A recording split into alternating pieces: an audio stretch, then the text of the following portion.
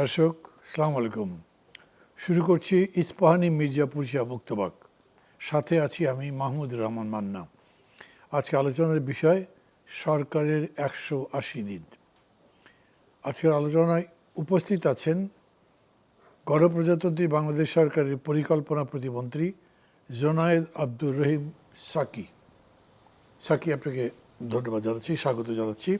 আমি প্রথম প্রশ্ন আপনার কাছে রাখতে চাই, সরকার তো 100 দিন পার হলো, এই 6 মাসে বেশ কিছু চ্যালেঞ্জ মোকাবেলা করতে হলো আপনাদেরকে, বিশেষ করে ইরান যুদ্ধ, জ্বালানি সংকট, ওদিকে আবার গণভোটের রায় এবং সংবিধান সংস্কার পরিষদ গঠনের ব্যাপারে সরকার পক্ষের অবস্থান নিয়ে বিতর্ক তৈরি হয়েছে। জুলাই সনদ বাস্তবায়ন নিয়েও আছে সংশয়। আপনি সরকারের মন্ত্রিসভায় আছেন, সব মিলে কেমন গেল সরকারের 180 দিন? ধন্যবাদ আপনাকে আমাকে এখানে আমন্ত্রণ জানার জন্য। আমি সবাইকে সালাম, শুভেচ্ছা এবং জানাচ্ছি আসসালামু আলাইকুম। প্রেক্ষাপটটা তো আমরা জানি, আপনি নিজে সেটার সাথে যুক্ত ব্যাপকভাবে ছিলেন, সামনের সারিতে। হাজারো শহীদের রক্তে এবং হাজার হাজার মানুষের নানাভাবে পঙ্গুত্ব বরণ, কোটি মানুষের উত্থান, এই সব কিছুর মধ্য দিয়ে একটা অভ্যুত্থান সংগঠিত হয়েছে, যার প্রেক্ষাপটে একটা দীর্ঘ ফ্যাসিবাদ বিরোধী সংগ্রাম ছিল, যেখানে আপনি আমরা সবাই নানাভাবে ছিলাম। একদিকে আছে একটা মানুষের বিপুল প্রত্যাশা, আরেকদিকে হচ্ছে এই যে দীর্ঘ ফ্যাসিবাদী শাসন দুঃশাসনের মধ্যে অর্থনীতি একটা ব্যাপকভাবে ভঙ্গুর হয়ে পড়া কিংবা অনেক ক্ষেত্রে ধ্বংস হয়ে যাওয়া, রাজনৈতিকভাবে একটা পুরোপুরি একটা দখলদারি শাসন কায়েমের পুরো ব্যবস্থাটাই সেই রকম জায়গায় দাঁড়িয়েছিল প্রাতিষ্ঠানিকভাবে। ফলে এই সব অবস্থার মধ্যে দেশটাকে একটা নতুন করে গড়ে তোলার কিংবা পুনর্গঠন করার যে দায়িত্ব, সেটা তো স্বাভাবিকভাবেই খুবই চ্যালেঞ্জিং। মানুষের প্রত্যাশা অনেক, কিন্তু শুরু করতে হচ্ছে যেখান থেকে, সেই জায়গাটা রাতারাতি পরিবর্তন ঘটানোর মতো অবস্থায় নেই। ফলে অর্জন কতটুকু 6 মাসের মধ্যে হলো, সেটা বিচার তো শেষ পর্যন্ত মানুষই করবে। কিন্তু এইটুকু বলা যায় যে বর্তমান সরকার নির্বাচনে তার জয়লাভ করার পরে এই সরকারের যিনি প্রধান, মাননীয় প্রধানমন্ত্রী জনাব তারেক রহমান, তার নেতৃত্বে যে সরকার গঠিত হয়েছে, এই সরকার প্রথম দিন থেকেই সর্বাত্মকভাবে কাজ করার চেষ্টা করছে। এইটা একটা বলা যাবে যে ভেতরে থেকে অন্তত এই কথাটা আমি সততার সাথেই বলছি যে যতটা সম্ভব কাজ করা, সেটা করার চেষ্টা করছে। এবং এই ক্ষেত্রে কয়েকটা সরকারের মনোযোগের জায়গা যেভাবে আমরা দেখেছি নীতিগত দিক থেকে, যে প্রথমত সরকার মনোযোগ দিয়েছে যে তার নির্বাচনী যে প্রতিশ্রুতিগুলো ছিল, যেগুলোর ভিত্তিতে জনগণের ম্যান্ডেট পাওয়া গেছে, সেই প্রতিশ্রুতিগুলো পূরণ করা এবং দ্রুততম সময়ের মধ্যে করা। এইটা আমরা বলতে পারি যে মোটামুটি সিগনেচার প্রোগ্রাম কিংবা ফ্ল্যাগশিপ প্রোগ্রাম যেগুলো আছে, সেগুলো সবই শুরু করা হয়েছিল পাইলট বেসিসে, এবং এই অর্থবছরে, নতুন অর্থবছরে এগুলো ব্যাপকভাবে ওই পাইলট প্রোগ্রামের অভিজ্ঞতার জায়গা থেকে সেগুলো কার্যকর করা শুরু হয়ে গেছে। সেগুলোর মধ্যে ফ্যামিলি কার্ড, কৃষক কার্ড, কিংবা ইমাম সাহেবদের ভাতা, কিংবা কৃষি ঋণ মওকুফ করা, সেটা তো প্রথম দিনই হয়ে গেছিল। তারপরে আপনার হেলথ কিংবা one teacher one tab, one citizen one number, বৃক্ষরোপণ কিংবা খাল খনন, পরিবেশ প্রকৃতির জায়গা তৈরি করা, এবং বিশেষভাবে শিক্ষা স্বাস্থ্য ক্ষেত্রে মানুষের যেটা চাহিদা, তার বিদ্যমান অবস্থা থেকে পরিস্থিতি পরিবর্তন ঘটিয়ে একটা দীর্ঘমেয়াদী পরিকল্পনায় যাওয়া, এই কাজগুলোর সূত্রপাত ঘটেছে। একই সাথে বলবো যে প্যারালালি,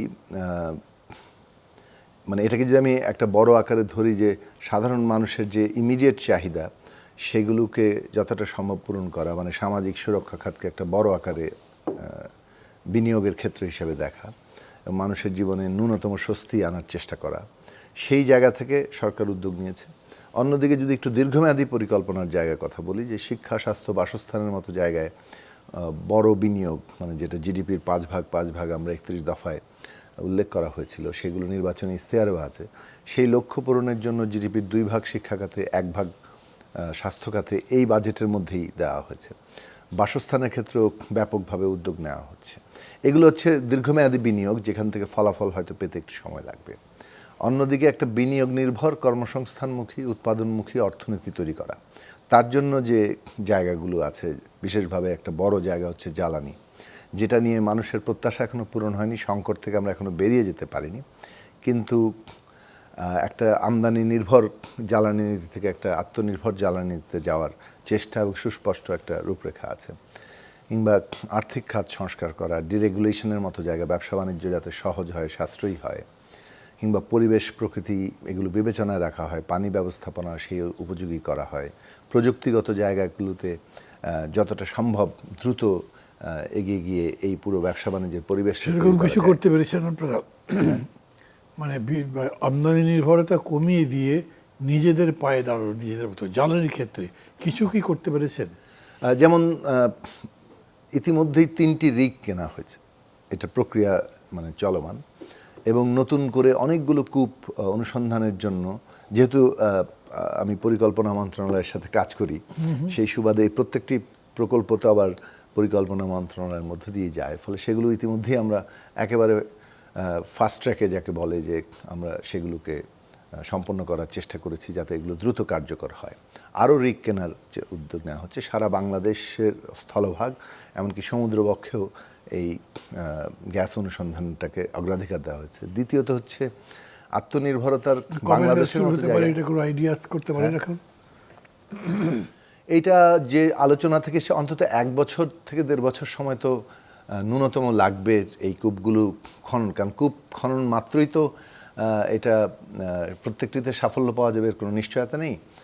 যে ধরনের আছে তাতে বাংলাদেশে 3টি কূপ খনন করলে 1টি অথবা 2টির মধ্যে কোনো কোনো সময় পাওয়া গেছে। তো সেই কূপগুলো খননের কাজ প্রায় শুরু হওয়ার পথে। মানে যদিও এই প্রশ্নটা আমি আপনাকে পরে করতাম, কিন্তু আলোচনার প্রসঙ্গে এসে গেল বলে এখনই বলি। ধরেন আপনি বলছেন, আপনি একদম ফার্স্টেই যেটা বলছে যে নির্ভরতা কমিয়ে নিজেদের পায়ে দাঁড়াবার জন্য রিগ 3টা নিয়ে এসছেন, কূপ খনন করার কাজ শুরু করবেন। এটা একটা খাত, একটা, ঠিক আছে, একটাই। এটা করতে 1.5 বছর লাগবে। অর্থমন্ত্রী বলেছেন যে জ্বালানির পুরো সংকটটা মানে একটা কন্ট্রোলের মধ্যে নিয়ে আসার জন্য 2 বছর সময় লাগবে। এই 1.5 বছর 2 বছর পর্যন্ত চলবে কীভাবে? না, এখানে আসছি আমি। মানে প্রথমত এই যে নতুন কূপ খনন এবং তার জন্য সক্ষমতা তৈরি করা, এই কাজটা শুরু করতে কতগুলো প্রক্রিয়া আছে। সেই প্রক্রিয়াগুলো করতে করতেই 6 মাস সময় লেগেছে। এখন এই প্রক্রিয়াটা বাস্তবায়নের জায়গায় যাচ্ছে, এবং বাস্তবায়নে যাওয়ার পর কূপ যদি খনন করে আমরা গ্যাস পাই, কত দ্রুত সেটা উত্তোলন করে গ্রিডে আসা, সেটা চেষ্টা করা। হয়তো 1.5 বছর আগেই আসবে, কিন্তু 1.5 বছরের মধ্যে আমরা যতটা আশা করছি, সেই আশাটা পূরণ হলে হয়তো সংকটের অনেকাংশ পূরণ করা সম্ভব। একটা কূপ আবিষ্কৃত হয়ে গেলেই সব সংকটের সমাধান হয়ে যাবে, এটা তো নিশ্চিত করে বলা যায় না। কারণ দুটোই হলো, সেটা তুলতে তুলতে কতদিন লাগবে? সেটাই তো বললাম যে ন্যূনতম 1-1.5 বছর সময় লাগবে। এটা হচ্ছে গ্যাসের ক্ষেত্রে। দ্বিতীয়ত হচ্ছে যে এই যে সংকট, সেটা থেকে আগে আমরা যখন তেল গ্যাস নিয়ে আন্দোলন করেছি, তখনও আমাদের দিক থেকেও প্রথম বলা হয়েছিল যে বাংলাদেশের জন্য সবচেয়ে ভালো রাস্তা হচ্ছে রিনিউয়েবল এনার্জির দিকে যাওয়া, কারণ ওইটাই আমাদেরকে আত্মনির্ভর করবে। কারণ আমাদের এখানে গ্যাস তেলের বিপুল মজুদ আছে, এরকম কোনো তথ্য প্রমাণ নেই। গ্যাসের মজুদ আছে, কিছু পাওয়ার সম্ভাবনা আছে, কিন্তু ওইটা এমন নয় যে আমরা একেবারে যেভাবে বলা হতো আগে। যতদূর পর্যন্ত পেয়েছি সেটা তো শেষ হয়ে যাবে, এই তো 10 বছরের মধ্যে। হ্যাঁ, সেটাও সীমিত। ফলে সীমিত সম্ভবের অপটিমাম ব্যবহারটা আমাদের একটা দিক। রিনিউয়েবলে যাওয়াটার সম্ভাবনাটা জায়গা আছে, এবং সেটা সর্বোচ্চ ব্যবহার করার চেষ্টা করা হচ্ছে। এবং এই বিষয়ে ইতিমধ্যে একটা নীতিমালা তৈরি হয়েছে, এবং সরকার এমন উদ্যোগ গ্রহণ করছে যাতে এখানে সরকারি বেসরকারি উভয় বিনিয়োগই উৎসাহিত হয়। বিশেষত জমির একটা বড় সমস্যা আছে। সরকার তার নিজের যে বিভিন্ন অর্থনৈতিক অঞ্চল সহ বিভিন্ন সরকারি সংস্থার অধীনে যেসব জমিগুলো আছে, তার মধ্যে থেকে একটা উল্লেখযোগ্য পরিমাণ জমি এই যাতে সোলার প্যানেলের জন্য কাজে লাগে সেইটার জন্য উন্মুক্ত করছে। অন্যদিকে আপনার বেসরকারি বিনিয়োগ এখানে আসছে, সেটা তার জন্য তো জমি কাজ করবে। সরকার নিজেও বেশ কিছু বড় জায়গাতে করছে, যেমন একটা বড় জায়গায় বলি যে রামপাল বিদ্যুৎ কেন্দ্রের যে প্রথম ইউনিট হয়েছে, দ্বিতীয় ইউনিটের যে জায়গাটা ছিল সেখানে মাটি ভরাট করে ইতিমধ্যেই সোলার প্যানেলের প্রায় 400-র উপরে মেগাওয়াটের একটা একটু উদ্যোগ আমি করি মাঝে মাঝে একটু হয়তো আপনাকে আমি বাধা দিতে পারি, কিন্তু আপনি মনে রাখবেন সোলার প্যানেলের ব্যাপারে একটা অভিযোগ কিছু কিছু ব্যবসায়ী আমার কাছে করেছেন। সেটা হলো যে জমি পাওয়া যায়, তারপরে গভর্নমেন্টের পক্ষ থেকে তো কোনো বাধা নেই, আপনি করতে পারলে করবেন ইনভেস্টমেন্ট করে, কিন্তু এটা কেনার কোনো গ্যারান্টি নেই। অর্থাৎ আমি বিদ্যুৎ উৎপাদন করলাম, কিন্তু তবে বিক্রি করবো কোথায়? গভর্নমেন্টের কাছে তো দিতে হবে। গভর্নমেন্ট এইটা চুক্তিতে আনছে না যে আমি কিনবো তোমার থেকে যদি তুমি আমাকে দিতে পারো, টু সাম এক্সটেন্ট, বা যাই হোক কোনোটা দিচ্ছে না। ফলে তারা বলছে যে আমরা ইনভেস্ট করে পরে বিক্রি করতে যদি না পারি, স্টক আপ হয়ে যায়, তাহলে করবো কেন? ফলে এইটা তারা করতে পারছে না। তিনটে মানে একটা নীতি করেছেন বটে, কিন্তু এইটা আটকে আছে। না, এই নীতিমালার মধ্যে কিন্তু তিনটা বড় জায়গা আছে। এক নম্বর হচ্ছে যে জমির ক্ষেত্রে সরকার সহায়তা করছে লিজ দেওয়ার ক্ষেত্রে। 2 নম্বর হচ্ছে যে নানা ধরনের কর সুবিধা দেওয়া হয়েছে যাতে করে উৎপাদন খরচ কমে আসে এবং এই বিনিয়োগটা উৎসাহিত হয় এবং দাঁড়ায়। তৃতীয়ত হচ্ছে যে পেমেন্ট গ্যারান্টি, আপনি যেটার কথা বলছেন, সেই পেমেন্ট গ্যারান্টিরও ব্যবস্থা কিন্তু পেমেন্ট গ্যারান্টি আপনি কিনবেন যে তাই তো কমিট করছেন না। না, কেনার জন্যই তো সরকার বসে আছে। সরকার তো গভর্নমেন্টের এই চুক্তির মধ্যে এটা নাই, তাই বলছে পরিষ্কার করে না বলছে তারা, কিন্তু এটা স্পষ্ট করে এই জায়গাটাতেই সবচেয়ে বেশি জোর দেওয়া হচ্ছে যে সরকার এটা কিনবে এবং সরকার কিনে পেমেন্ট গ্যারান্টিও সেখানে দেওয়া হবে।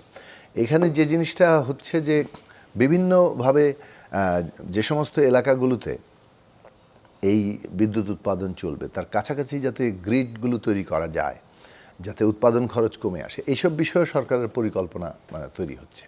এখন এই ধরনের একটা পরিকল্পনা তো করার জন্য যে ন্যূনতম সময় এবং সেগুলো বাস্তবায়ন করার জন্য সেই পর্বটার মধ্যে এখানে আছে। ফলে নীতিমালা এবং নীতিমালা দ্রুত প্রয়োগের দিকে যাওয়ার চেষ্টা করেছে। কেবলমাত্র সোলার নয়, আরও অন্যান্য যে রিনিউয়েবল এনার্জির যে খাতগুলো আছে সেগুলোকেও সর্বাধিক এক্সপ্লোর করার চেষ্টা করা হচ্ছে।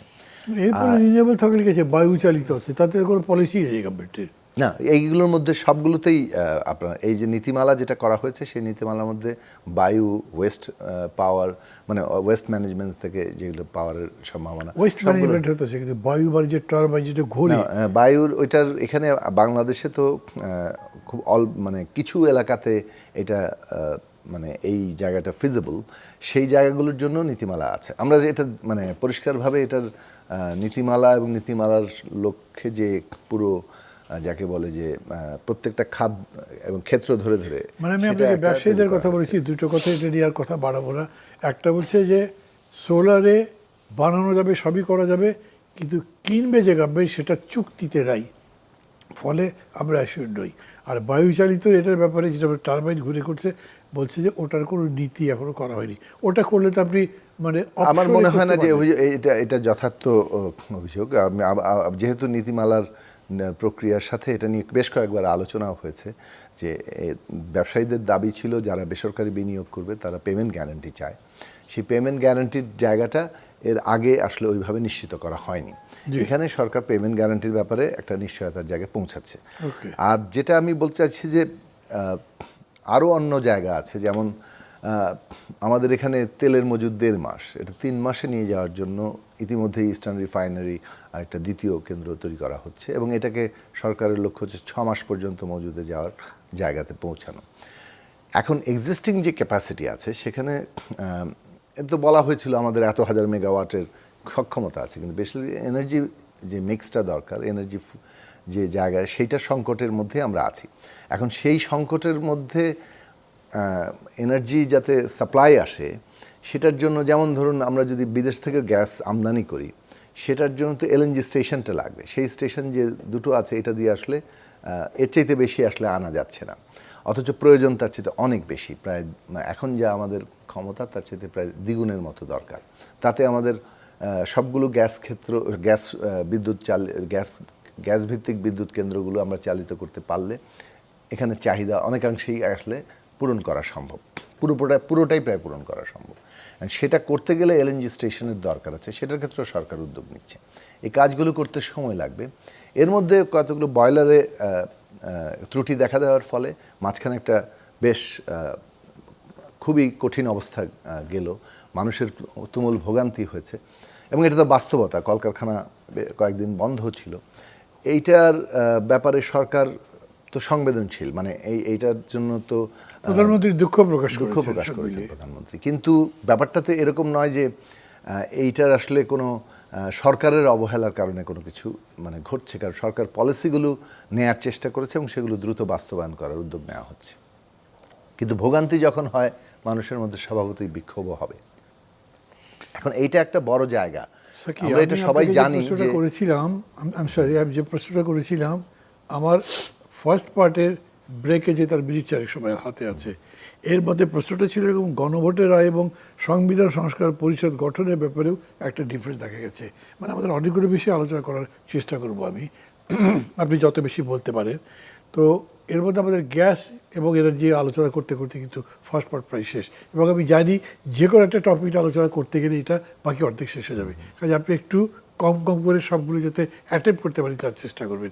এখন 4 মিনিটের মধ্যে এই চ্যাপ্টারটা, এই প্রশ্নটা শেষ করে ফেলতে পারলে ভালো হবে। আমি এইটা শেষ করি যে ফলে অনেকগুলো আমি আপনাকে হেডলাইন বলেছি যে যেসব ক্ষেত্রে কাজ করা হচ্ছে, একই সাথে অর্থনীতির পাশাপাশি সামাজিক সাংস্কৃতিক ক্ষেত্রেও সরকার গুরুত্বপূর্ণ মানে উদ্যোগ সংস্কার পদক্ষেপগুলো নিচ্ছে। ফিরে আসি, মূলত প্রধান একটা আকাঙ্ক্ষার জায়গা ছিল রাজনৈতিক সংস্কার, এবং সেই লক্ষ্যে মানে বাংলাদেশে আমরা একসাথে দাবি তুলেছি। আমরা আমাদের এমনকি যুগপৎ আন্দোলনের আমরা 31 দফা তৈরি করেছি, আমাদের গণতন্ত্র মঞ্চ 14 দফা তৈরি করেছিল। সেই জায়গা থেকে বিএনপি 27 দফা ছিল, আমরা একসাথে 31 দফা করেছি।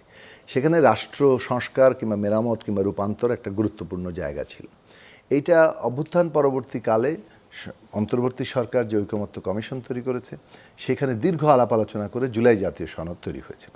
আপনার নিজের খেয়াল থাকতে পারে যে প্রথম যখন জুলাই আমরা ঐকমত্য কমিশনের প্রথম দিকের আলোচনা চলছিল, সেখানে একটা বিষয় যখন ডিসাইসিভ জায়গায় আসা হলো যে 70 অনুচ্ছেদ সংস্কার প্রশ্নে কিছুটা বিতর্ক, যে 70 অনুচ্ছেদ সংস্কার হবে, তবে প্রস্তাব ছিল 2টো এক্সেপশন না 4টা এক্সেপশন। বেশিরভাগ দলের ক্ষেত্রে 2টো এক্সেপশনেই তারা দাঁড়িয়েছে, কিন্তু বিএনপি সহ আরও বেশ কিছু দল তারা বলেছে না 4টা এক্সেপশন থাকবে। তো এখন এইটার মীমাংসাটা কিভাবে হবে, তখন এই প্রশ্নটা এসেছিল। মীমাংসার বিষয়টা হলো যে তাহলে নোট অফ ডিসেন্টের একটা পদ্ধতি আসবে এবং নির্বাচনী ম্যানিফেস্টোতে যার যার দল তার তার প্রস্তাবনা হাজির করবে, যে দল নির্বাচনে বিজয়ী হবে তাদের প্রস্তাবটাই প্রাধান্য পাবে। আলাপ আলোচনা হবে, তারপরে কিন্তু নির্বাচনী বিজয়ী দলের একটা সেখানে অগ্রাধিকার তৈরি হবে। এখন সেইভাবেই কিন্তু পুরো জুলাই জাতীয় সনদ তৈরি হয়েছিল, সেটা স্বাক্ষরিত হয়েছিল। কিন্তু পরবর্তীকালে ওই পর্যন্ত কিন্তু তেমন কোনো বড় বিতর্ক নেই। বিতর্কটা এসে দাঁড়ালো যে গণভোটের প্রশ্ন, সেখানে একটা ঐকমত্য তৈরি হলো, কিন্তু গণভোটে কি যাবে, ওই জুলাই জাতীয় সনদ পুরোটা যাবে? আমরা দেখলাম যে একটা অর্ডার জারি করা হলো, যেখানে জুলাই জাতীয় সনদের পুরো নোট অফ ডিসেন্ট ফেলে দেওয়া হলো, তার প্রস্তাবগুলোকে 4টা ইয়েতে সামনে নিয়ে আসা হলো এবং সেখানে বলা হলো যে এই 4টার উপরে গণভোট হচ্ছে। অন্যদিকে তারপর সংবিধান সংস্কার পরিষদের প্রশ্নটা আসলো, সেটাও আমাদের প্রস্তাব ছিল, কিন্তু ঐকমত্য কিন্তু এই 2 প্রশ্নে তৈরি হয়নি, না সংবিধান সংস্কার পরিষদ নিয়ে, না এই 4টি প্রস্তাবের ভিত্তিতে গণভোটের ব্যাপারে ঐকমত্য হলেও এই 2টা বিষয়ে কিন্তু কোনো ঐকমত্য তৈরি হয়নি। এখন এর ফলে যেটা হয়েছে যে নির্বাচনে বিজয়ের পরে স্বভাবতই বিএনপি মেজরিটি পেয়েছে 2/3 এবং তাদের দিক থেকে তাদের অবস্থান দাঁড়ালো যে এই 2টা ঐকমত্য তৈরি হয়নি এবং এটা তাদের চাপিয়ে দেওয়া হয়েছে। সুতরাং তারা জুলাই জাতীয় সনদ যেখানে ঐকমত্য তৈরি হয়েছিল সেটার ভিত্তিতেই তারা থাকতে চায় এবং সেই লক্ষ্যেই সরকার এখন মানে সংখ্যাগরিষ্ঠ দল হিসেবে তারা সংবিধান সংস্কারের লক্ষ্যে সংবিধান সংশোধন কমিটি গঠন করা হয়েছে এবং সেখানে বিরোধী দলকেও তাদের কি বলে যে সদস্যপদ রাখা হয়েছে, যদিও তারা এখনো যোগ দেননি। এখন এই সংবিধান সংশোধন কমিটি ওই জুলাই জাতীয় সনদ যেটা স্বাক্ষরিত হয়েছে তার ভিত্তিতেই সংবিধান সংশোধনের উদ্যোগ গ্রহণ করবে। এই বিষয়ে এটা হচ্ছে সংখ্যাগরিষ্ঠ দলের প্রক্রিয়া। আর যে দাবি করা হচ্ছে যে না সংবিধান সংস্কার পরিষদ কিংবা ওই 4টি প্রশ্ন যেগুলোর গণভোটে দেওয়া হয়েছিল সেইটার প্রশ্নে বিএনপির অবস্থান বরাবরই পরিষ্কার করছে যে ওই বিষয়ে যেহেতু জাতীয় ঐকমত্য হয়নি, কাজে ওই বিষয়ে তাদের জন্য এটা বাধ্যতার জায়গা নাই। গণভোট তারা একমত হয়েছিল জুলাই জাতীয় সনদের ভিত্তিতে। এখন এই ফারাকটা আছে। এখন এই ফারাকের মধ্যে আমাদের দিক থেকে আমরা যে অবস্থানটা বারবার বলেছি যে ন্যূনতম জাতীয় ঐক্যমত্যই এই উত্তরণের ভিত্তি হওয়া দরকার, এবং সেই ক্ষেত্রে জনগণের ভোটে নির্বাচিত সংখ্যাগরিষ্ঠ দলের তো গুরুত্ব থাকেই। সরকারের প্রথম 6 মাসের বিভিন্ন কর্মকাণ্ড তুলে ধরার জন্য পিএমএতে আয়োজিত সভায় আজকে প্রধানমন্ত্রী উপদেষ্টা মাহাদি আমিন নতুন পে স্কেল প্রণয়নের কাজ চূড়ান্ত হওয়া সহ বিভিন্ন উদ্যোগের কথা জানিয়েছেন। অথচ কয়েকদিন আগে জ্বালানি মন্ত্রী বললেন ঋণের চাপে সরকারি কর্মকর্তাদের বেতন সামনের মাসেও দেওয়া কঠিন হতে পারে। প্রধানমন্ত্রীর কার্যালয় এবং মন্ত্রীর বক্তব্য অসামঞ্জস্যপূর্ণ হয়ে গেল কেন? আসলে এটা মানে আমি নিজে কিছুটা ক্লিপ শুনেছি।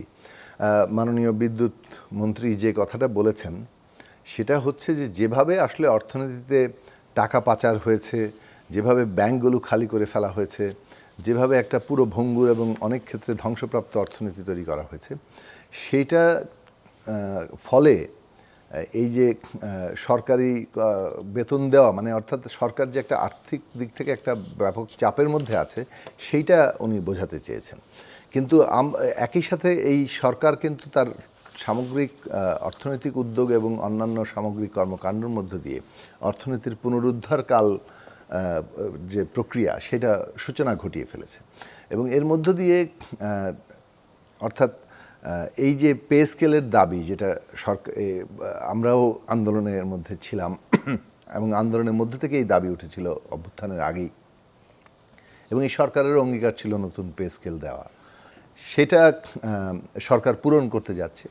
হয়তো পুরো পে স্কেল একবারে দেওয়া সম্ভব হবে না, এটাকে আংশিকভাবে এটা কার্যকর করতে হবে, কিন্তু প্রথম বছর থেকেই এটা যে কার্যকর হবে এরকম একটা অঙ্গীকার বাজেট বক্তৃতাতেই মাননীয় অর্থ পরিকল্পনা মন্ত্রী করেছেন। এখন অর্থনৈতিক চাপে আছে কিন্তু এবং চ্যালেঞ্জেস আছে, কিন্তু সেইটাকে অতিক্রম করার জন্য যে ধরনের অর্থনৈতিক পরিকল্পনা করা দরকার, সামাজিক সুরক্ষা খাতে ব্যাপক বিনিয়োগ, শিক্ষা, স্বাস্থ্য এবং বাসস্থানের মতো জায়গায় বিনিয়োগ, অন্যদিকে একটা পুরো উৎপাদনমুখী অর্থনীতি গড়ে তোলার চেষ্টা এবং তার শর্তগুলো পূরণ করা, সেই দিকে কিন্তু সরকারের সুনির্দিষ্ট পরিকল্পনা আছে এবং সেই অনুযায়ী কাজ চলছে। প্রত্যেকটি কাজের ক্ষেত্রে যে যথাযথ বাস্তবায়নের জায়গা, সাফল্য ইতিমধ্যেই তৈরি হয়ে গেছে, এই দাবি নিশ্চয়ই আমরা করছি না, কিন্তু প্রত্যেকটি কাজ শুরুর পর্যায়ে নিয়ে যাওয়া গেছে। অনেকগুলো কাজকে একেবারে যাকে বলে বাস্তবায়নের মাঝপথের মধ্যে আছে, যেমন সামাজিক সুরক্ষা খাতের কাজগুলো কিংবা অন্যান্য বড় উদ্যোগগুলো, যোগাযোগ ব্যবস্থা থেকে শুরু করে অন্যান্য আয়োজনের ক্ষেত্রে। আবার এই যে প্রাতিষ্ঠানিক যে পরিবর্তন, সে আইন কানুনের যে পরিবর্তন, সেগুলো ধারাবাহিকভাবে চলছে। ফলে অর্থনৈতিক ঘুরে দাঁড়ানোর যে চেষ্টা সেইটার সর্বাত্মকভাবে কাজ করছে। অন্যদিকে আন্তর্জাতিক পরিস্থিতি যেভাবে চাপ সৃষ্টি করছে, এই চ্যালেঞ্জগুলো তো আছেই, এবং যেভাবে ধরুন 28 লক্ষ কোটি টাকার উপরে পাচার হয়ে গেছে এবং কতগুলো ব্যাংক একেবারে খালি হয়ে গেছে, সেইগুলোকে একটা কার্যকর জায়গায় নিয়ে আসা, মানুষের যে বিপুল তার যে আমানত সেটা আসলে তারা পাচ্ছেন না, সেগুলোকে ধীরে ধীরে কার্যকর করা, এই প্রত্যেকটা জিনিসের তো চ্যালেঞ্জ আছে।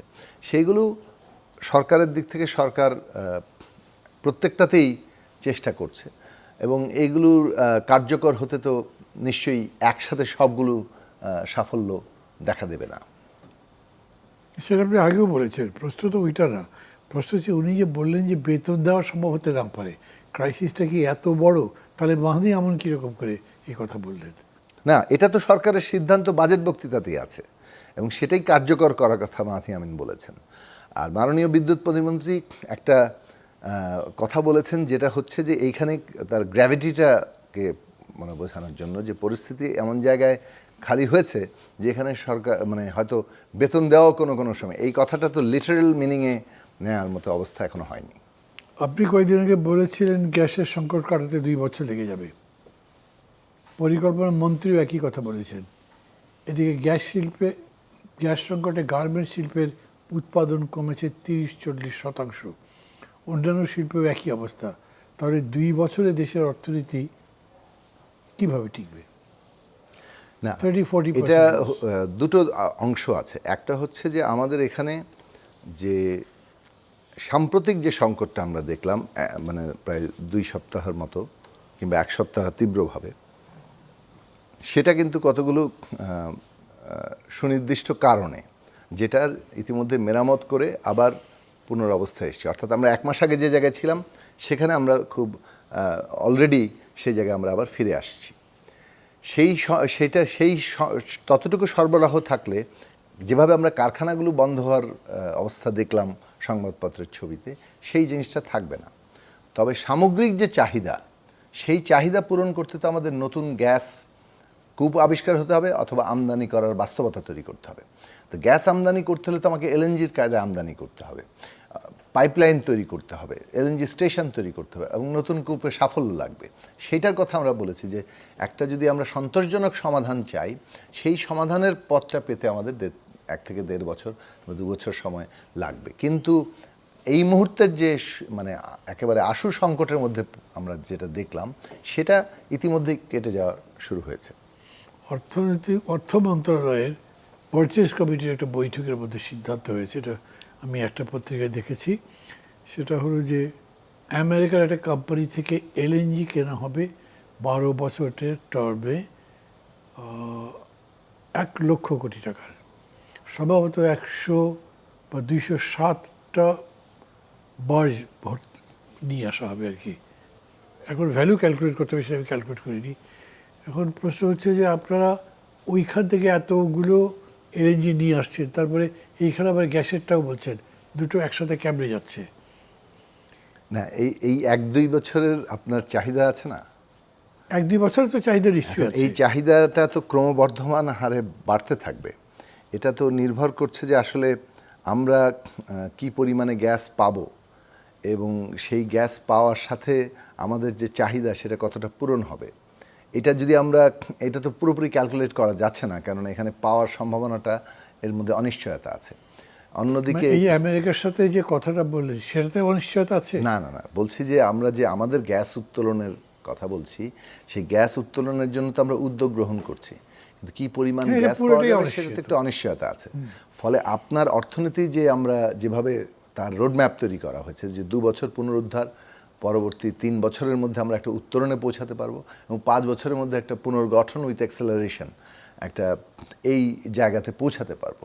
তো এই পুরো রোডম্যাপের মধ্যে আপনার গ্যাসের চাহিদা তো ক্রমবর্ধমান হারে বাড়বে। সরকারের একটা লক্ষ্য হচ্ছে 2034 সালের মধ্যে বাংলাদেশের অর্থনীতিকে $1 ট্রিলিয়ন নিয়ে যাওয়া। যদি $1 ট্রিলিয়ন অর্থনীতিতে যেতে হয়, তাহলে এটা একটা প্রশ্ন হতে পারে, সেটা আমি এখনো করিনি। আপনি করেননি, কিন্তু আমি বলছি যে এটা তো একটা সুনির্দিষ্ট লক্ষ্য। সেই লক্ষ্য বাস্তবায়ন করতে গেলে যে পরিমাণ জ্বালানির চাহিদা হতে পারে, তার যে প্রাক্কলন, সেখানে সম্ভাব্য সোর্সগুলোকে নিশ্চিত রাখা। এখন যদি দেখা যায় যে আমাদের অভ্যন্তরীণ গ্যাসের উৎপাদন ব্যাপকভাবে বৃদ্ধি পেয়েছে এবং সেটা সন্তোষজনক জায়গায় আছে, তাহলে তো অপ্রয়োজনীয় আমদানি নিশ্চয়ই তখন হবে না। কিন্তু আবার আমদানির আমেরিকা থেকে যেটা করতে চেয়েছেন সেটা তো আপনাকে করতে হবে, বিকজ আপনার সাথে বাণিজ্য চুক্তি আছে। না, চুক্তির জায়গাগুলো কিন্তু একেবারে এমন নয় যে চুক্তি কখনোই রিভাইজ করা যায় না কিংবা চুক্তি কখনো বদলাবে না। এটা তো নির্ভর করছে যে চাহিদার উপরে।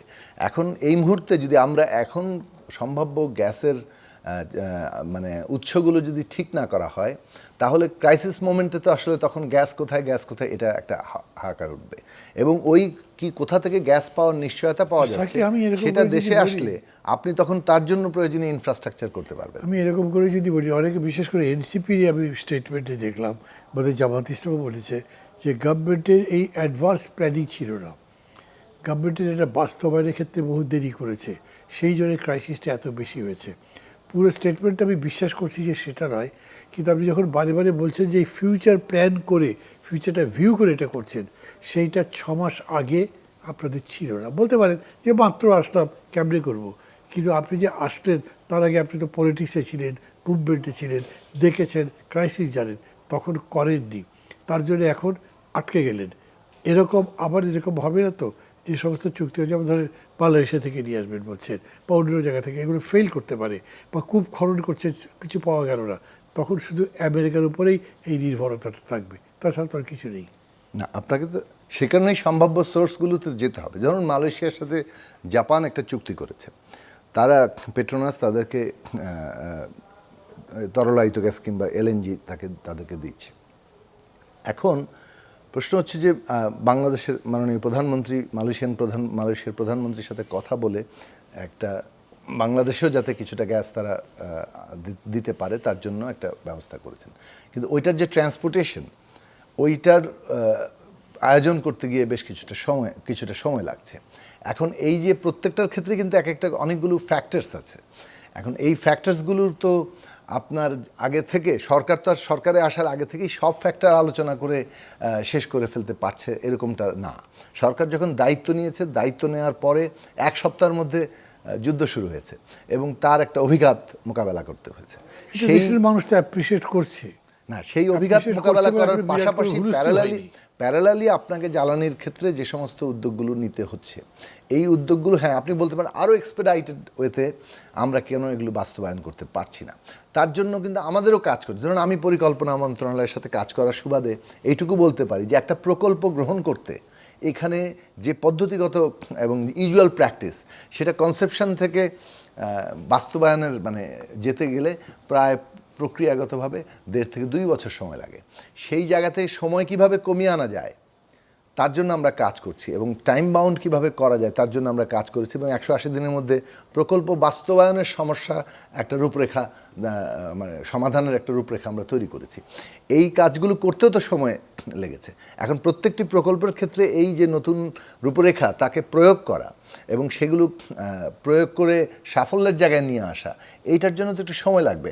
এখন একটা প্রকল্প আপনি গ্রহণ করবেন, সরকারি প্রকল্পের তো প্রত্যেকটি ধাপ আছে, সেই ধাপগুলোকে বাইপাস করে তো কোনো কাজ করে ফেলা যায় না। মানুষ মোটামুটি বোঝে, আমি এখন মনে করি ফেসবুকে লেখাটাকে যেগুলো দেখি এগুলো মানুষ অ্যাপ্রিসিয়েট করছে, সেই জন্য খুব বেশি এগুলোর বিরুদ্ধে খুব যে বিক্ষোভ করছে সেরকম তো কেউ করছে না।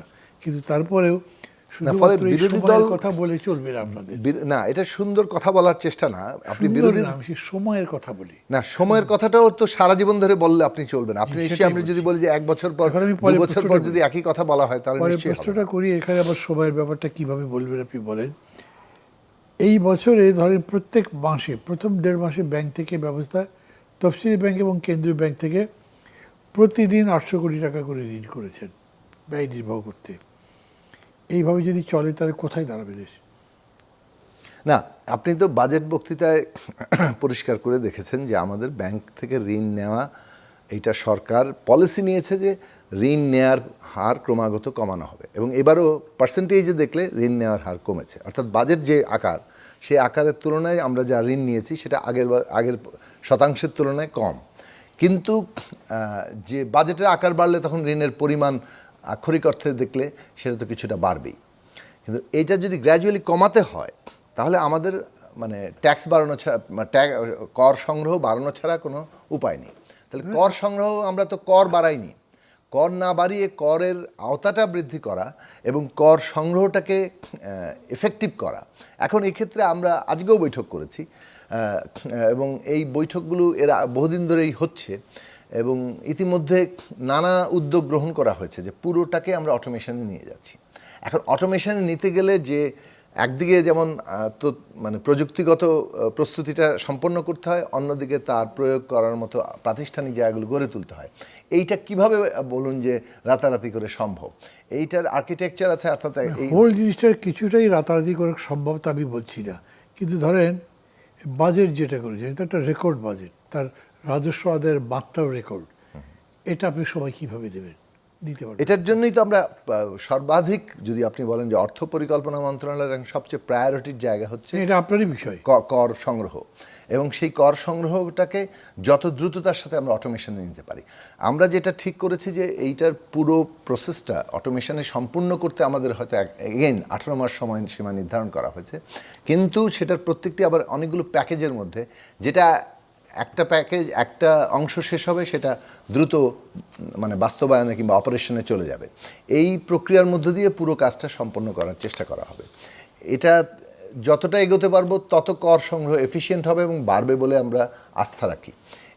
এই জায়গাটা মানে ইতিমধ্যেই বিদ্যমান যে ব্যবস্থার মধ্যে দিয়ে কর সংগ্রহ হচ্ছে, সেখানেও সরকারের আন্তরিক উদ্যোগের কারণে এইবারে 4,20,000 টাকা শুধুমাত্র এনবিআর এর আদায় হয়েছে এবং টোটালি এটা 5 লক্ষের কাছাকাছি গিয়ে পৌঁছেছে। সুতরাং যে 6,90,000 কোটি টাকার কর সংগ্রহের লক্ষ্যমাত্রা ঠিক করা হয়েছে, সেটা এই অটোমেশনের কাজ এগোলে এবং যে মাত্রা এখন কর সংগ্রহের জন্য সর্বাত্মক উদ্যোগ আবার বলেন 4,20,000 শুধুমাত্র এনবিআর এর ট্যাক্স যেটা, হ্যাঁ, সেটাই 4,20,000 টাকা পৌঁছেছে। এই 6 মাসে আদায় হয়েছে। 6 মাসে না, মানে আপনি গত 25 এবং 26 অর্থ বছরে ফেব্রুয়ারি থেকে জুন পর্যন্ত সরকারের যে বিপুল উদ্যোগ, সেই উদ্যোগের ফলে এইটার রেকর্ড পরিমাণ 4,20,000 টাকা পৌঁছেছে এবং নন এনবিআর ট্যাক্স সহ এটা প্রায় 5 লক্ষের কাছাকাছি। এখন আগামী অর্থ বছরে অর্থাৎ চলমান 26-27-এ 6,90,000 কোটি টাকার টার্গেট, সেটার কাছাকাছি পৌঁছানোর জন্য যে ধরনের একদিকে উদ্যোগ, অন্যদিকে অটোমেশন এবং করের আওতা বৃদ্ধিরটাকে এফেক্টিভ করা, এইগুলো করার মধ্য দিয়ে আমরা আশা করি যে জায়গাটা আমরা পৌঁছাবো, সেটা একটা বড় অর্থায়নের জায়গা তৈরি হবে। এটা যত বাড়বে তত ব্যাংক ঋণ নেওয়া কমবে। সাকিব, আমাদের আলোচনার বিষয় ছিল যে সরকারের 180 দিন একটা মূল্যায়ন করা কীরকম করে। তো অর্থনৈতিক বিষয় যেটা আপনি বলেছেন সেটা হলো সবই সম্ভাবনার কথা, যে প্ল্যানের কথা, কী কী করছেন, এটা থেকে ঠিক সফলতা ব্যর্থতার কথা কোনো এখান থেকে চিহ্নিত করা যাবে না। কিন্তু আমরা এই জায়গায় আসতে পারি যেটা রাজনৈতিক দিক আছে, যেটা শুরুতে আমি বলেছিলাম। সেই লোক আমি সেকেন্ড কোয়েশ্চেন আপনার কাছে করছি। গণভোটের রায় অনুযায়ী সংবিধান সংস্কারের জন্য ডেট হলো 180 দিন। প্রথমে 180 দিনে জুলাই সনদ বাস্তবায়ন হওয়ার কথা ছিল। এখন সংসদে তো আলোচনা শুরু হয়নি। রাষ্ট্রের গণতান্ত্রিক রূপান্তরের পথে আমরা কি এগোচ্ছি নাকি পিছাচ্ছি? ইতিমধ্যেই তো একটা সংশোধন কমিটি হয়েছে এবং তার বৈঠক হয়েছে। আগামী 27 তারিখ থেকে আবার পার্লামেন্ট শুরু হচ্ছে এবং সেই পার্লামেন্টের মধ্যে এইটা নিশ্চয়ই অগ্রগতি সম্পর্কে রিপোর্টেড হবে এবং এই সংবিধান সংশোধন কমিটি তাদের আইনি ভাষায় অর্থাৎ সাংবিধানিক পরিবর্তনের ভাষায় এই পুরো সংস্কার প্রস্তাবগুলো যেগুলো ছিল সেগুলোকে সেভাবে তৈরি করে এটা উপস্থাপন করবে। এই সময়সীমাটা আসলে হয়তো আগামী বৈঠকগুলোতে আরও নির্ধারণ করা মানে সহজ হবে কিংবা সম্ভব হবে। নির্বাচনী ইশতেহারে আপনাদের যে প্রতিশ্রুতি ছিল বলছে সেগুলো করছেন এবং বলেন যে ভোটের কালি শুকানোর আগেই এবার যে প্রেস কনফারেন্স হলো বাঁধে আপনি বললেন যেটা ইশতেহারে ঘোষিত কর্মসূচিগুলোর বাস্তবায়ন শুরু হয়ে গেছে। প্রধানমন্ত্রী, উপদেষ্টা এবং পিএমওর মুখপাত্র বলেছেন এবং অন্যান্য মন্ত্রীরাও ঠিক একই কথা বলেছেন। এখন আমি আপনার কাছে প্রশ্ন করতে চাইছি, মানবাধিকার কমিশনের চেয়ারম্যান ও কমিশনের নিয়োগের ক্ষেত্রে বাছাই কমিটি যেটা করেছেন, এটা আমাদের সভা শুরু হওয়ার আগেও একটু আপনাকে আমি বলেছিলাম। সেখানে সদস্য হিসেবে স্পিকার, আইনমন্ত্রী, স্বরাষ্ট্রমন্ত্রী, সরকার দলীয় একজন এমপি এবং মন্ত্রী পরিষদ সচিবকে রাখা হয়েছে, আপনাদের প্রস্তাবনার মধ্যে আছে। এর বাইরে অন্য যে 3 জন সদস্য রাখার বিধান করা হয়েছে, বাস্তবে তাদের মধ্যে অন্তত 2 জনের মনোনয়ন সরকারের হাতে রাখার ফলে জাতীয় মানবাধিকার কমিশন নিয়োগে সরকারের নিরঙ্কুশ নিয়ন্ত্রণ ও আধিপত্য নিশ্চিতের মারাত্মক ঝুঁকি সৃষ্টি হয়েছে, ঠিক কি না? মানে এখানে আপনার সময়ের ব্যাপার তো না, এই জন্য প্রশ্নটা করলাম। এই বিষয়ে আপনার মনে থাকবে যে ঐকমত্য কমিশনে যখন যে প্রস্তাবগুলো উঠেছিল যে কতগুলো সাংবিধানিক পদে এই কিভাবে নিয়োগের মানে ধরন হবে এবং নিয়োগ পদ্ধতির জন্য একটা দাবি ছিল সাংবিধানিক কমিশন গঠন করা। সেখানে সাংবিধানিক কমিশনের মাধ্যমে নিয়োগ, যেটা সংবিধানে উল্লেখ থাকবে, এটা শুধুমাত্র নির্বাচন কমিশনের ক্ষেত্রেই ঐকমত্য হয়েছে। বাকিগুলোতে নোট অফ ডিসেন্ট ছিল। অন্যগুলোতে মানে বিএনপির পক্ষ থেকে বলা হয়েছিল যে তারা সংস্কার করে এখন এইভাবে নিয়ে আসছেন। না, বিএনপির পক্ষ থেকে নির্বাচন কমিশন হবে সাংবিধানিক কমিশনের মাধ্যমে, যেটা সংবিধানে উল্লেখ থাকবে। আর বাকি অন্যান্য সংস্থাগুলো ইনক্লুডিং মানবাধিকার কমিশন, এটা বিএনপির প্রস্তাবনা ছিল যে তারা আইন করে এইটার কাঠামো তৈরি করবেন এবং সেই আইনের কাঠামোর মধ্যেই সরকারের প্রতিনিধিরা যেমন থাকবে, বিরোধী দলের প্রতিনিধিরাও থাকবে। এই ক্ষেত্রে বিরোধী দলের প্রতিনিধি রাখা হয়েছে, কিন্তু যেহেতু এটা সরকার মানে তার যে পরিকল্পনা, সেই পরিকল্পনা অনুযায়ী তো তা এখানে আইনটা তৈরি হবে, সুতরাং সেভাবে আইনটা তৈরি হয়েছে। সেখানেই তো আমি বলছি যে সে তার পরিকল্পনার মতোই হচ্ছে, কিন্তু সেখানে কি করছে আমরা, স্পিকার, আইনমন্ত্রী, স্বরাষ্ট্রমন্ত্রী, সরকার দলীয় একজন এমপি, মন্ত্রী পরিষদ সচিবকে রেখেছেন। আগে কিন্তু এখানে ছিল বিরোধী দলের একজন এমপি, ডেপুটি স্পিকার যাকে রাখবেন তিনি বিরোধী দলের পক্ষ থেকে আসতে হবে, আইনমন্ত্রীর জায়গায় এখানে ডেপুটি স্পিকার থাকবার কথা ছিল। তাছাড়া এই যে আপনার স্বরাষ্ট্রমন্ত্রী ছিলেন না, মন্ত্রী পরিষদ সচিব ছিলেন না, আর রাষ্ট্রপতি ছিলেন, পুরোটা চেঞ্জ করে এই জায়গায় নিয়ে আসছেন। এটা তো আপনি প্রস্তাবনার কথা বলছেন। হ্যাঁ হ্যাঁ, তো সেই প্রস্তাবনার সাথে তো আজকে সংখ্যাগরিষ্ঠ দল একমত হয়নি তখন। না না, আপনারা যে প্রস্তাবটা আনছেন এখন সেটার কথা আমি বলছি। আবার বলি আপনাকে, মানবাধিকার কমিশনের চেয়ারম্যান ও কমিশনের নিয়োগ বাছাই কমিটির সদস্য হিসেবে, সেটা আমি জানি, আমি বলছি যে আপনি যেটা আরেকটা পড়লেন যে কি কার বদলে কি আনা হয়েছে। না বদলে তো আর নেই, ওইটা পরিবর্তন, ওইটা তো রাখছেন না। হ্যাঁ, তার মানে এইটা আনলেন, তার মানে আপনার যে প্রস্তাবনাটা ঐকমত্য কমিশনের পক্ষ থেকে তোলা হয়েছিল, সেখানে একটা এই বিধান ছিল, সেটার সাথে তো বিএনপি পক্ষ থেকে তখন নোট অফ ডিসেন্ট দেওয়া হয়েছে। তারা বলেছেন যে তারা আইন করে এটা করবেন, এবং এখন তারা আইন করে যে প্রস্তাবনা এনেছেন সেখানে বিরোধী দলের প্রতিনিধিত্ব আছে। এখন ডেপুটি স্পিকারের জায়গাটা যেহেতু এখনো এই সংসদে আগের মতোই আছে, মানে যতক্ষণ না সংবিধান বদল হয়ে সরকারি দল থেকে, সংখ্যাগরিষ্ঠ দল থেকে স্পিকার, বিরোধী দল থেকে ডেপুটি স্পিকার, এইটা তো এখনো সংবিধানে সংযোজিত হয়নি। এটা সংবিধান সংস্কার হলে এটা সংযোজিত হবে। ওটার সাথে কি সম্পর্ক আছে আপনার এই মানবাধিকার কমিশনে বিরোধী দল থেকে ডেপুটি স্পিকার দেওয়া? যেহেতু ডেপুটি স্পিকার হয়নি সেই জন্যে। না, ডেপুটি স্পিকার তো এখন বিরোধী দল থেকে হয়নি, সেই জন্য বলছেন। তাহলে আর যেগুলো আছে সেগুলো তো হতে পারতো, বিরোধী দলের একজন এমপি রাখা যেত। তো আমি যে কথাটা বলছি সেটা হচ্ছে পরিষ্কার যে সরকারের দিক, বিএনপির দিক থেকে যে কারণে ওই প্রস্তাবের সাথে নোট অফ ডিসেন্ট দেওয়া হয়েছে, সেই নোট অফ ডিসেন্টের কারণটাই তো ছিল যে এটা তারা যেভাবে মনে করে সেভাবেই তো এটা উত্থাপন করে। সরকার যা নীতিগতভাবে অবস্থান মনে করে সেই অনুযায়ী তারা প্রস্তাব দুটো বিষয় বলি। বর্তমান সরকারের সময়ে প্রণীত খসড়া মানবাধিকার কমিশন আইনে মানবাধিকার লঙ্ঘনে অজুহাত অগ্রহণযোগ্য শীর্ষক একটি বিধান মন্ত্রী পরিষদে অনুমোদিত খসড়ায় বাদ দেওয়া হয়েছে। যেসব স্থানে মানবাধিকার লঙ্ঘন হতে পারে সেসব স্থানে পূর্ব ঘোষণা ছাড়া পরিদর্শনে কমিশনের দায়িত্ব ও এখতিয়ার থেকে সামরিক আটক কেন্দ্র বাদ দেওয়া হয়েছে। মানে কি দাঁড়ালো?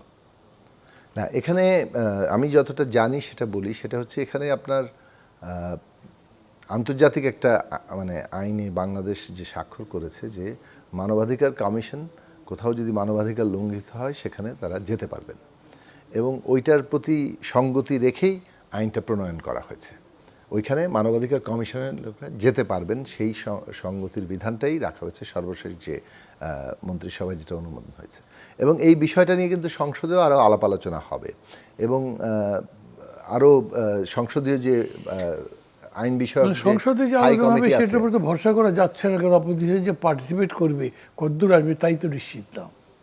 না, এটাতে তো আর কোনো, এটা তো একটা আইন, সংবিধান সংস্কারের প্রশ্ন, সেটাকে কিভাবে নেবে তারা, এটা তো সংসদে আইন বিষয়ক যে স্থায়ী কমিটি আছে সেই স্থায়ী কমিটিতে এটা যাবে, সেখানে আরও আলাপ আলোচনা হবে, এবং আলাপ আলোচনার মধ্যে দিয়ে মতামত হবে। এবং এটা কিন্তু স্টেক হোল্ডারদের সাথে আলাপ আলোচনা করে তৈরি হয়েছে, অর্থাৎ আইন মন্ত্রণালয়ের পক্ষ থেকে এইটা মানে মানবাধিকার বিষয়ে যারা এখানে স্টেক হোল্ডার আছে তাদের সাথে ব্যাপক আলাপ আলোচনা করেই এই আইনের সময় কম বলে এই 3 নম্বর প্রশ্নটা আমি করি আপনাকে। গুমের তদন্তের দায়িত্ব এককভাবে পুলিশকে দেওয়া হয়েছে, অথচ সরকারও আমলাতন্ত্র খুব ভালো করেই জানে অধিকাংশ ঘটনায় যাদের জড়িত থাকার অভিযোগ আছে তারা আইন শৃঙ্খলা বাহিনীর সাথে যুক্ত। কেউ কেউ তো রিপোর্ট করছে যে পুলিশই সবচেয়ে বেশি করেছে এটা। এই অভিযোগের ক্ষেত্রে সাধারণত ঊর্ধ্বতন কর্মকর্তার দাবি যদি কোনো অভিযোগ থাকে সেটা তদন্তের ক্ষেত্রে একজন অধস্তন কর্মচারী অন্তর্বর্তীকালীন প্রতিবেদন প্রস্তুত ও দাখিল করার কথা বলা হয়েছে। পাশাপাশি অধস্তনের এই প্রতিবেদনের ভিত্তিতে ঊর্ধ্বতন কর্মকর্তার বিরুদ্ধে সন্তোষজনক কোনো সাক্ষ্য প্রমাণ পাওয়া না গেলে এখতিয়ার সম্পন্ন ম্যাজিস্ট্রেট ঊর্ধ্বতন ব্যক্তিকে কার্যধারা থেকে অব্যাহতি দেওয়ার আদেশ দিতে পারবেন। এই বিষয়গুলো নিয়ে আরও পরীক্ষা নিরীক্ষা মানে চলছে এবং যেটা মানে যেহেতু আমি আবারও বললাম এটা সংসদীয় একটা প্রক্রিয়া আছে এবং সেই প্রক্রিয়ার মধ্য দিয়ে আইনগুলো প্রণয়ন হবে, কিন্তু সরকারের সাধারণভাবে যে পলিসি সেটা হচ্ছে গুম খুন যে অভিজ্ঞতার মধ্য দিয়ে বাংলাদেশের মানুষ গিয়েছে সেই বন্ধ হওয়ার অঙ্গীকারের জায়গা থেকেই পুরো ব্যাপারটাকে আমাদের তৈরি করা দরকার। এটা লাস্ট একটা প্রশ্ন করি, যদি আধা মিনিটের মধ্যে বলতে পারেন তাহলে সবচাইতে ভালো। প্রধানমন্ত্রী কি ভারত সফরে যাচ্ছেন? যদি যান তাহলে এই সফর থেকে দেশের প্রত্যাশা কি? আনুষ্ঠানিকভাবে যতটুকু তো আমরা সবাই জানি যে মাননীয় প্রধানমন্ত্রীর ভারত সফরকে কেন্দ্র করে ইতিমধ্যে পররাষ্ট্র মন্ত্রণালয়ের পক্ষ থেকে তাদের মুখপাত্র একটা অবস্থান জানিয়েছেন যে ভারত সফরের জন্য যে অনুকূল পরিবেশ সেটার জন্য 4টা শর্ত বাংলাদেশের পক্ষ থেকে জানানো হয়েছে এবং সেই 4টা শর্ত পূরণের মধ্য দিয়ে অনুকূল পরিবেশ তৈরি হবে বলে বাংলাদেশ মনে করে। তো সেই মনে করার ভিত্তিতে নিশ্চয়ই এটা পর্যবেক্ষণ বাংলাদেশ করছে যে ভারত সরকারের ক্ষেত্রে কী ধরনের তাদের মনোভাব ব্যক্ত করেন এবং এইটার মধ্য দিয়ে আসলে আগামী দিনে এই জায়গাটা হবে। এখন আমরা তো বারবার বলেছি যে ভারতের যে ভূমিকা, বিশেষভাবে বাংলাদেশের বিগত ফ্যাসিবাদী আমলে ফ্যাসিবাদী সরকারকে কীভাবে তারা পৃষ্ঠপোষকতা দিয়েছেন সেটার ব্যাপারে বাংলাদেশের জনগণের যে অবস্থান এবং তার যে ভূমিকা সেটা তো আমরা মানে খুবই স্পষ্টভাবে প্রকাশিত ছিল, আমরা নিজেরা সেটার ব্যাপারে ব্যাপকভাবে কথা বলেছি। এখন এই জায়গা থেকে একটাই সার্বক্য বলি যে বাংলাদেশের পলিসি খুব পরিষ্কার, এই সরকারের পলিসি যে বাংলাদেশের জাতীয় স্বার্থের ভিত্তিতে অপর দেশের সাথে আমাদের সম্পর্কিত হওয়া এবং এই ক্ষেত্রে যেহেতু আমরা প্রতিবেশী বদলাতে পারবো না, কিন্তু ভারতের সাথে সম্পর্ক নির্ভর করছে, সুসম্পর্কটার ভিত্তি হচ্ছে জাতীয় স্বার্থ রক্ষা করেই সেই সুসম্পর্কের জায়গা তৈরি হবে। বাংলাদেশের জাতীয় স্বার্থের বাইরে গিয়ে থ্যাংক ইউ। আপনি এতক্ষণ ধরে কথা বলেছেন, আমি মনে করি অনেক উপকৃত হয়েছে যারা যারা শুনেছেন। শেষ করছি এখানেই আমি। দর্শক মণ্ডলী, অনুষ্ঠান শেষ করব। এতক্ষণ ধরে কথা শুনলেন, আমি আগেই বলেছিলাম বর্তমান সময়ের গণতান্ত্রিক আন্দোলনের একজন পুরোধা ব্যক্তিত্ব, মাননীয় সরকারের প্রতিমন্ত্রী পরিকল্পনা বিষয়ে জোনায়েদ সাকি। মূলত তিনি যেটা বলতে চাইছেন তিনি তার যুক্তির জায়গা থেকে বলছেন যে বিতর্কটা সরকারি দল বিরোধী দলের মধ্যে হয়েছে জুলাই সনদ এবং সংস্কার প্রস্তাব নিয়ে, গণভোট নিয়ে, সেটা সম্পর্কে তার ব্যাখ্যা হচ্ছে বিএনপি যেরকম করে প্রস্তাবগুলো রেখেছিল তার সেই প্রস্তাব অনুযায়ী তারা ব্যবহার করছে এবং সেই অনুযায়ী তারা পরবর্তী পদক্ষেপগুলো গ্রহণ করবে। আর বিরোধী দল যারা আন্দোলন করছেন তারা এখন পর্যন্ত পরিষ্কার কোনো ব্যাখ্যা দেননি, বোঝাও জানি ভালো করে, তবে তারা এইটাই বলতে চাইছেন যে সরকারি দল জুলাই সনদ অবমাননা করছে, সংস্কারের সাথে বেইমানি করছে, তারা গণভোট মানছে না।